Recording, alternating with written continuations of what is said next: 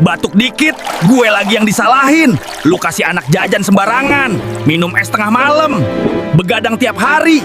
Es batu tersangka utama, gue cuma air beku, bukan dalang penyakit. Coba tanya, yang kotor itu gue atau gelas lu? Amandel, salahin gue lagi. Itu jus isinya gula segunung, susu kental manis, sirup. Tapi gue yang cuma dingin dituduh penyebab. Jujur aja, yang bikin sakit itu bukan gue, tapi kebiasaan lu.